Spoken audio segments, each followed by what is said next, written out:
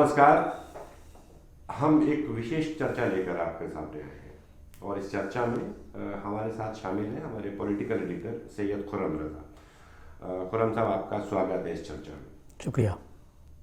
इस चर्चा में हम दो तीन मोटी मोटी बातें करेंगे जो हमारे देश में जो इन दिनों हो रहा है, और कल से जिस एक बात की सबसे ज़्यादा चर्चा हम शुरुआत उससे करते हैं, और वो बात है प्राइम मिनिस्टर नरेंद्र मोदी का संसद में दिया गया एक भाषण।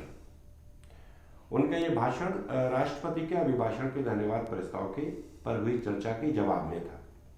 उन्होंने अपने भाषण में तमाम किस्म की बातें कही, किसानों का भी जिक्र किया, कोई डायरेक्ट बात नहीं की, लेकिन हाँ इतना ज़रूर कहा कि उन्हें आंदोलन वापस लेना चाहिए, विपक्ष की कुछ मामलों में तारीफ की। लेकिन इस सब के बीच में प्रधानमंत्री ने कुछ एक ऐसे शब्दों का इस्तेमाल किया जिससे पूरा देश उबल पड़ा है, पूरे देश में जबरदस्त प्रतिक्रिया नजर आई है। प्राइम मिनिस्टर ने अपने भाषण में जब जिक्र किया आंदोलनों का, तो उन्होंने कहा कि जिस तरह बुद्धिजीवी होते हैं, जिस तरह श्रमजीवी होते हैं, उसी तरह एक नई संस्कृति पैदा हो रही है देश में। अब आंदोलन जीवी पैदा हो गए हैं, और ये आंदोलन जीवी आंदोलन करने वालों के लिए परजीवी होते हैं, यानी पैरासाइट होते हैं। ये कैसी भाषा है? प्रधानमंत्री जैसे सर्वोच्च संवैधानिक पद पर बैठे हुए व्यक्ति के मुंह से इन शब्दों को क्या शोभनीय कहा जाएगा? जाहिर सी बात है, तीखी प्रतिक्रिया होनी थी इसके ऊपर, तीखी प्रतिक्रिया हुई भी। और अगर एक वामपंथी नेता के शब्दों में माने, उन्होंने इस पर प्रतिक्रिया देते हुए कहा कि प्रधानमंत्री के ये शब्द असहमति की आवाज़ों का अपमान है, इंसाफ के लिए लड़ने वाले नागरिकों की बेइज्जती है, अधिकार के लिए सामने आने वाले लोगों का अपमान है, और संवैधानिक स्वतंत्रता के लिए आवाज़ उठाने वालों पर निशाना है। उन्होंने यहाँ तक कहा कि असहमति का ये अवमूल्यन है, जो कि तानाशाही शासन की एक क्लासिक तस्वीर नजर आती है। ये बहुत तीखी प्रतिक्रिया थी। इसी तरह के तमाम राजनीतिक दलों ने, जो विपक्षी दल हैं, उन्होंने प्रतिक्रिया दी। तमाम बुद्धिजीवियों ने, लेखकों ने, कवियों ने, तमाम लोगों ने, पत्रकारों ने प्रतिक्रिया दी। लेकिन बहुत ही क्लासिक प्रतिक्रिया जिसका मैं जिक्र करना चाहूँगा, वो आई है कलकत्ता से छपने वाले एबीपी समूह के अखबार द टेलीग्राफ से। खुर्रम साहब, आपने टेलीग्राफ की आज की हेडलाइन देखी होगी। उसने हेडलाइन में बैनर लगाया है, फ्यूरर्स डायरेक्ट इन्वेस्टमेंट। फ्यूरर शब्द एक नाजी टाइटल है जो जर्मन तानाशाह एडोल्फ हिटलर ने खुद के लिए इस्तेमाल किया था। वैसे तो इसके शाब्दिक अर्थ, ये जर्मन भाषा का शब्द है फ्यूरर, इसके शाब्दिक अर्थ लीडर के होते हैं, लेकिन हिटलर ने इसका खुद इस्तेमाल किया था और ऐलान किया था एब्सोल्यूट अथॉरिटी के लिए। तो ये जो क्लासिक तरीके से अखबार ने याद दिलाया है कि पत्रकारीय तरीका क्या हो सकता है ऐसे मुद्दों पर, हम उस पर अगर चर्चा करें तो आप इस पर अगर रोशनी डालें तो। देखिए तस्लीम साहब, जो आपने कहा ये कैसी भाषा है। प्रधानमंत्री अगर ऐसी भाषा इस्तेमाल करते हैं, एफडीआई की वो नई परिभाषा देने की कोशिश करते हैं, नई उसकी तारीफ करते हैं, तो जाहिर है उसका जवाब भी मिलेगा। ये तकरीबन स्कूल के बच्चों वाली वो है कि कुछ चीज़ों को आप नए नए वर्ड्स से कॉइन करो आप उसको। एफडीआई को आपने दूसरी तरह, जबकि दुनिया को मालूम है एफडीआई का क्या मतलब है। अब उसका रद्द-ए-अमल जो है वो सीधा रिएक्शन जो है वो टेलीग्राफ ने दिया, जबकि बहुत लोगों ने मेम बनाया और बहुत लोगों ने अपने अपने तौर पे रिएक्शन दिया। मगर जो बात टेलीग्राफ ने कही उसके लिए ज़ाहिर है बहुत बड़ी हिम्मत चाहिए, और पत्रकार को ऐसे ही काम करना चाहिए। और उन्होंने बता दिया कि जो आप कह रहे हो वो नहीं है, असली चीज़ ये फ्यूरर डायरेक्ट इन्वेस्टमेंट है, यानी कि आपने जो अडोल्फ हिटलर से जो चीज़ें ली हैं उसका डायरेक्ट इन्वेस्टमेंट यहाँ हो रहा है। आप उसी तरह की भाषा बोल रहे हो, उसी तरह जो आप आंदोलन करने वालों को, यानी कि आज आपने हमारे देश के जो बापू, जो महात्मा गांधी थे, उन्होंने जो अंग्रेज़ों के ख़िलाफ़ आंदोलन किए उस पर भी सवाल खड़ा कर दिया। उनको भी आपने कहीं ना कहीं पैरासाइट्स कह दिया।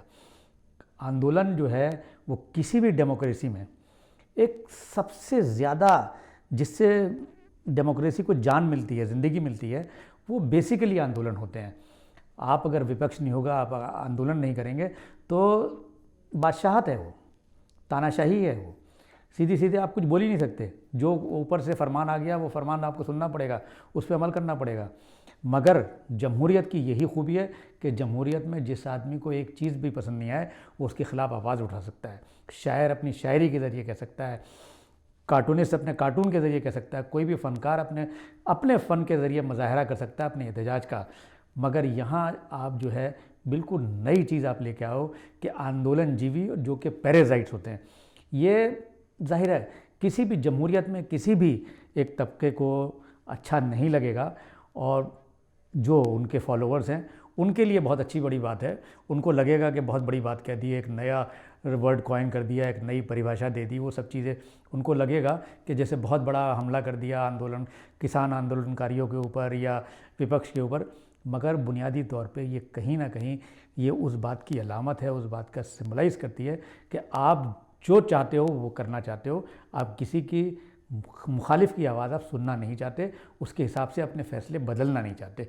कल के उनके भाषण से भी ये लगा, और जो टेलीग्राफ ने दिया है उसके जो मीनिंगफुल उन्होंने ट्रांसलेशन करी है, जो उन्होंने नया कॉइन किया है कि फ्यूरर डायरेक्ट इन्वेस्टमेंट, यानी कि आप ऑलमोस्ट जो है हिटलर की राह पे जा रहे हो। बिल्कुल तानाशाही तौर तरीके अपना रहे हो।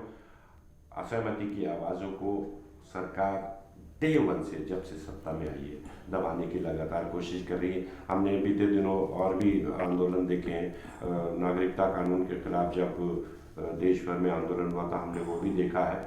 उससे पहले दलितों ने जो भारत बंद का ऐलान किया था वो आंदोलन भी हमने देखा। दरअसल ये एक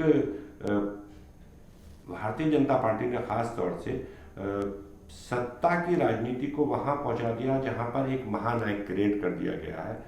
यूँ तो हम कहने को संसद में लोकसभा में 543 सांसद हैं और उनको लोगों ने ही चुनकर भेजा है, लेकिन अगर आप मतदाताओं से भी बात करें या इवन उन सांसदों से भी बात करें तो उनका भी यही कहना होगा कि उन्होंने जो है उस पार्टी के एक महानायक के लिए वोट किया है, वो सांसद के लिए वोट नहीं किया। और ये सारी चीज़ें जो है, ये शबाहत जो है वो जर्मनी के तानाशाह एडोल्फ हिटलर से बहुत गहरे से जुड़ती हैं। हिटलर ने पैरासाइट शब्द यहूदियों के लिए इस्तेमाल, जूस के लिए इस्तेमाल किया था, और यहाँ पर प्राइम मिनिस्टर पैरासाइट शब्द, परजीवी शब्द आंदोलनकारियों के लिए इस्तेमाल कर रहे हैं, जो कि बहुत ही अशोभनीय है, बहुत ही दुखदायी है। और इसकी हम अपने प्लेटफॉर्म से आलोचना करते हैं कि ऐसे शब्दों की राजनीति में कोई जगह नहीं होना चाहिए जिससे किसी की जो नेक नियति है उसके ऊपर सवाल उठाया जा सके। अब हम दूसरी खबर पर आते हैं खुर्रम साहब। वो बहुत ही रोचक खबर है या थोड़ी परेशान करने वाली खबर है। सरकारी हलकों से खबर ये आ रही है, हालांकि सरकारी हलकों से आने वाली खबर को लेकर चौंकते ही रहे हैं हम लोग बीते 6 सालों के दौरान। जो ताज़ा खबर आ रही है, इंडियन एक्सप्रेस अखबार ने लिखा है कि यूनियन होम मिनिस्ट्री वॉलंटियर्स की, साइबर वॉलंटियर्स के लिए एक प्रोग्राम शुरू कर रही है जिसमें साइबर वॉलंटियर्स होंगे और उनका काम होगा कि साइबर वर्ल्ड में यानी सोशल मीडिया और अन्य प्लेटफॉर्म पर होने वाली एंटी नेशनल एक्टिविटीज़ के बारे में सरकार को जानकारी पहुंचाना। अब यहाँ पर सवाल ये है कि जब आप वॉलंटियर्स की बात करते हैं तो वो किसी लीगल फ्रेमवर्क में नहीं रहते हैं। उनका काम ये है कि आप तक वो जानकारी पहुंचा दें कि साहब खुर्रम साहब जो है एंटी नेशनल एक्टिविटीज़ में, और सरकार उस पर तुरंत रिएक्ट कर देगी। और ऐसे हमने बीते दिनों जो कुछ और जो इस तरीके का वॉलंटियर्स फौजी तैयार हुई, गौरक्षा का मामला है, या उत्तर प्रदेश में वो जो रोमियो स्क्वाड बने थे, या लव जिहाद को अंतरधार्मिक विवाहों को रोकने के लिए जो मैदान में लोग आए, इससे कानून व्यवस्था की स्थिति पैदा होती है।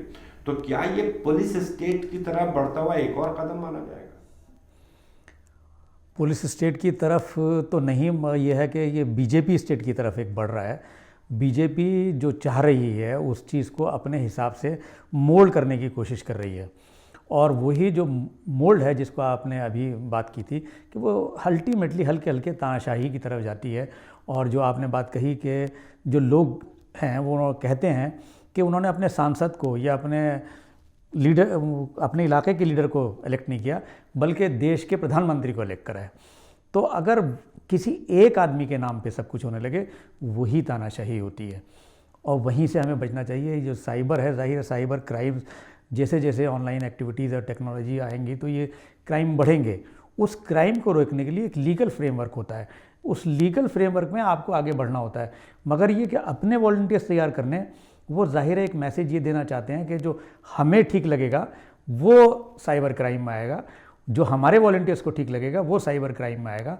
बाकी दुनिया कुछ भी कहती रहे, जैसे आपने एग्जांपल दिया लव जिहाद का या रोमियो स्क्वाड का या गोरक्षा का, इन सब चीज़ों पे हम देख चुके हैं पिछले 5-6 साल में कि कहीं से कहीं तक कोई भी उस तरह का एक्शन नहीं होता जिससे आगे के लिए कोई मैसेज चला जाए और ये रुक जाए।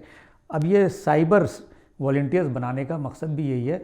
और इन सब से होता क्या है, अल्टीमेटली होता क्या है, बेसिकली समाज बढ़ता है, समाज में डिवीज़न होता है। जब समाज में डिवीज़न होता है तो देश आगे नहीं बढ़ पाता। देश जब भी आगे बढ़ता है जब समाज का डिवीज़न ख़त्म होगा, हारमनी होगी तो आप पीसफुल माहौल में आगे के बारे में, अपने देश को ले जाने के बारे में सोच सकते हैं। जहाँ आपके डिवीज़न हो गया वहाँ आप सिर्फ एक दूसरे के कमियां और ख़राबियां निकालने के उसमें लगे रहोगे, और आपका जितना टैलेंट है, जितनी आपकी सलाहियतें हैं, वो सब की सब वेस्ट हो जाती हैं और वो एक दूसरे के उसमें ज़ाय हो जाती हैं, और जो देश को चाहिए होता है वो कहीं ना कहीं वेस्ट चली जाती है। जो देश को चाहिए होता है वो कहीं ना कहीं वेस्ट हो जाती है। कल लोकसभा में तृणमूल कांग्रेस की जो सांसद महुआ मोइत्रा ने बड़ा फायरी भाषण दिया और उन्होंने कहा कि दरअसल ये सरकार जो है, सरकार में बैठे कुछ लोग सत्ता की ताकत, कट्टरता, झूठ, इन सब को साहस का नाम देने में लग गए हैं, जो कि देश के लिए बहुत खतरा है। हम तीसरी बात करते हैं, अब इस कार्यक्रम में तीसरी बात करते हैं, और हमें लगता है कि कोई भी कार्यक्रम इन दिनों किसानों के आंदोलन की बात किए बिना अधूरा है। तो किसान आंदोलन की बात करते हैं। 2.5 महीने से ज़्यादा वक्त हो गया है किसानों को दिल्ली की दहलीजों पर बैठे हुए। मांगे उनकी वही है कि तीनों विवादित कृषि कानून वापस हो, MSP को कानूनी जमा बनाया जाए, कानून के दायरे में लाया जाए, इसकी कानूनी गारंटी मिले। इस दौरान सरकार के साथ कई स्तर की बातचीत हुई और वो फिर एक डेड एंड पे आके ख़त्म हो गई, जिसमें सरकार ने कहा कि अब बात आगे नहीं होगी, हम वापस नहीं लेंगे, और किसानों ने कहा कि हम भी पीछे नहीं हटेंगे। बीच में काफ़ी जगह से खबरें आई, हमने खुद देखा भी, वहाँ मौजूद रहे हम लोग, कि किस तरह से इस आंदोलन को कमज़ोर करने और उसको ख़त्म करने की भी कोशिश सरकारी स्तर पर भी और राजनीतिक स्तर पर भी हुई। इससे आंदोलन में ढिलाई तो नहीं आई, आंदोलन बल्कि और मजबूत हुआ। तो ये जो किसान का आंदोलन अब जो आगे बढ़ रहा है, तो इसको अब आप आने वाले दिनों में कैसा देख रहे हैं? देखिए तस्लीम साहब, सरकार की अभी भी कोशिश वही है कि किसी भी तरह जो किसान आंदोलन कर रहे हैं वो थक जाएं। मगर सरकार को इस बात को समझ लेना चाहिए कि जो बारिशों में, जो सर्दियों का मौसम में यहाँ रुके रहे और अपनी बात के लिए अड़े रहे, उनको सिर्फ लफ्ज़ों से नहीं आप जीत सकते। आप उनसे ये कह के नहीं उनका दिल जीत सकते कि MSP था, MSP है, MSP रहेगा। MSP अगर था, है, रहेगा, उसको लीगल फ्रेमवर्क में लाने के में क्या वो है, उसको ले आइए आप, लीगली उसको वो कर दीजिए, उसको कहीं ना कहीं आप ब्लैक एंड वाइट में तो लाइए, वो सारी चीज़ें हैं। मगर उसके साथ किसानों को जो आंदोलन है वो दिन ब दिन मजबूत तो हो रहा है। हुकूमत की कोशिश ये है कि इनको थका के इनको कमज़ोर कर दिया जाएगा, मगर उसी कोशिश में हुकूमत कहीं नाकाम नज़र आ रही है और आंदोलन हल्के हल्के छोटी सी जगह से बड़ा होता चला जा रहा है। जो बॉर्डर्स तक महदूद था वो अब गांव तक पहुंच गया है, और जो गांव तक में है, गांव में पहले से मर्दों तक मौजूद था, अब मर्दों से वो औरतों में चला गया है। औरतें, जैसे आप और हम गए थे बड़ौत में, तो वहाँ पे कुछ लोगों ने बताया कि हमारी औरतें कह रही हैं कि तुम यहाँ क्या कर रहे हो, तुम गाज़ीपुर जाओ। तो अगर ये औरतों में ये बात पहुँच जाएगी और फिर वो अपने बच्चों को इस तरह सिखाएंगे, तो ये कहीं ना कहीं देश को नुकसान पहुंचाता है और देश में जो सत्ता में पार्टी होती है उसको नुकसान पहुंचाता है। ये हुकूमत को समझना चाहिए। ये किसान कोई सरकार के या देश के दुश्मन नहीं है। इनसे बात करके, इनका कोई रास्ता निकाल के, को जो ये चाह रहे हैं वो करके दिया जाए, ठीक है, उनको समझाया जाए कुछ चीज़ों को लेके, मगर कहीं ना कहीं आपको बात करनी पड़ेगी। और अगर आप बात नहीं करेंगे और आप सिर्फ यही सोचते रहेंगे कि ये थक जाएंगे और थका के हम एक तरीके से जीत जाएंगे, तो ये आगे चल के बहुत नुकसान होगा। सरकार अगर ये भी सोचती है कि अगर हमने इस कानून को वापस ले लिया तो फिर बहुत सारे कानून जो हमने बनाए हुए हैं उसमें भी हमें स्टैंड चेंज करना पड़ेगा। ऐसा नहीं हुआ करता। बहुत सारी चीज़ें ऐसी होती हैं जो बहुत सेंसिटिव होती हैं। किसानों का मुद्दा जो है बहुत सेंसिटिव मुद्दा है, इसमें आपको आगे बढ़ना चाहिए और उनसे बात करनी चाहिए। और ये इंटरनेशनलाइज हो चुका है, बजाय इसके कि हम उन लोगों को जिन्होंने किसानों के फेवर में ट्वीट किया उनके खिलाफ कुछ करें। हमें ये सोचना चाहिए कि हमारे घर की बात घर से बाहर ना निकले, उनको मौका ना मिले, हमें उनको मौका नहीं देना चाहिए। और कहीं ना कहीं ये सोचना चाहिए कि किसान आंदोलन को, किसान को अपने साथ लेके चलना चाहिए आगे।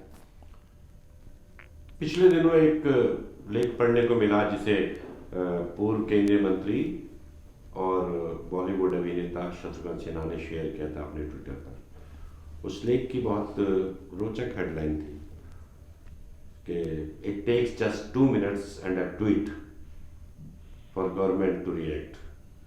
2 मिनट का जिक्र था कि किस तरह राकेश टिकैत किसी 2 मिनट के वो वीडियो क्लिप जिसमें उनकी आंख से आंसू थे, उसने किस तरह से पूरे देश में किसानों के आंदोलन को एक नई ऊर्जा दे दी। और एक ट्वीट पॉप सिंगर रिहाना का सामने आने के बाद और फिर उसके बाद जो पर्यावरण एक्टिविस्ट हैं ग्रेटा थनबर्ग, उनके ट्वीट के बाद हद ये हुई कि विदेश मंत्रालय तक को इसको पर रिएक्ट करना पड़ा। लेकिन हम फिर से घूम के आते वहीं कि जिस तरह की भाषा सत्ता पक्ष बोल रहा है, ऐसे में गालिब का एक शेर याद आ रहा है। तस्लीम साहब, जो आप शेर सुनाने जा रहे हैं उससे पहले मैं एक बात कहना चाहूँगा।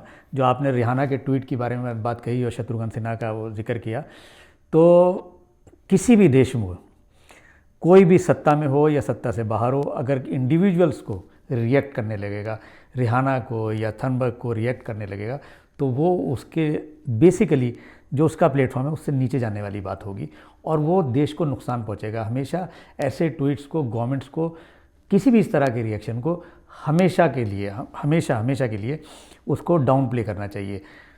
सरकारों की तरफ से अगर कोई बात होती है, अमेरिकन गवर्नमेंट कुछ कहती है, तो आपके स्पोक्स पर्सन, MEA का स्पोक्स पर्सन उस पर रिएक्ट कर सकता है, मगर इंडिविजुअल का रिएक्ट करना नुकसानदेह होता है। और जाहिर है उससे नुकसान ये हुआ कि जिन लोगों को वो बात मालूम नहीं थी उनको भी वो बात पता लग गई।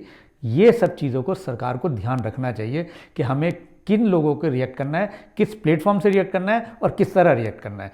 यही डिप्लोमेसी सिखाती भी है। यही डिप्लोमेसी यही है। और संभवतः ये शायद पहला मौका था कि जब किसी इंडिविजुअल के ट्वीट पर किसी देश की सरकार ने इस तरीके से रिएक्ट किया हो। और जैसा कि खुर्रम साहब ने कहा कि सरकार के रिएक्ट करने का नतीजा ये हुआ कि जिनको नहीं पता था उनको भी ये बात पता चल गई। और एक शेर भी है शायद जिसका एक लाइन ये है कि वो बात जिसका अफसाने में जिक्र न था, वो बात भी सब की जुबान पर आई।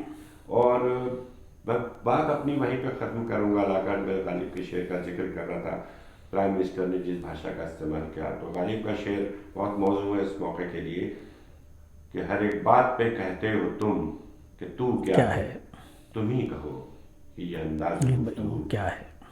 नमस्कार, आदाब।